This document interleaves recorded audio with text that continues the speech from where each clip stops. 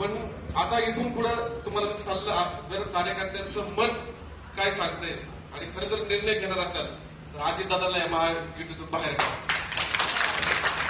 अन्याय केला त्यांनी सुभाष बापूंवर, अन्याय केला राहुल दादांवर, अन्याय केला योगेश अण्णांवर. अरे मंत्री झाली असती तिघे लोक आपली, महामंडळ मिळलं असतं अनेक लोकांना.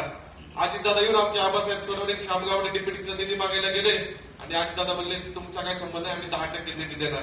अरे नको आपल्याला सत्ता ही पुढची विधानसभेची, पण अजितदादा असेल तर पाहिजे का सत्ता आपल्याला पुणे जिल्ह्यातल्या कार्यकर्त्यांना? बापू, पुणे जिल्हा आणि सोलापूरची तीच परिस्थिती आहे. तुम्हाला तर पालकमंत्री काय दुसराच मिळालेला आहे आतापर्यंत. स्वाभिमानी नेतृत्व या पुणे जिल्ह्याला मिळत नाहीये. पुणे जिल्ह्यातल्या लोकांचं हाल झालेलं आहे.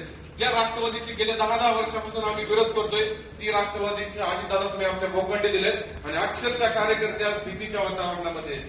कशासाठी घेतलंय?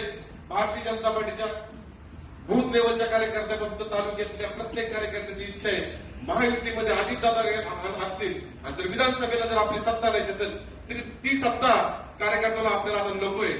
काय करायचं? अजितदादासाठी सत्ता राहायची, तिथं त्यांनी पालकमंत्री व्हायचे, तिथं बॉस व्हायचं, तिथं आदेश द्यायचे आणि भारतीय जनता पार्टीच्या कार्यकर्त्यांना चिरडण्याचं काम करायचे. बॉसची सत्ता आम्हाला नकोय. होऊ द्या तुम्ही पालकमंत्री सोलापूरचे, होऊ द्या रामदादा पालकमंत्री पुण्याचे. आणि त्यांनी पक्ष वाढवलाय. कार्यकर्त्यांच्या आंदोलनाच्या आमच्यावर वीज बिलाच्या विरोधात आम्ही आंदोलन केले, त्याचे गुन्हे आमच्यावर दाखल आहेत. रस्ता रोको आम्ही अनेक वेळा केलाय. आमचे संदीप बापू मोडवे अनेक कार्यकर्ते या ठिकाणी भांडत असतात, लढत असतात.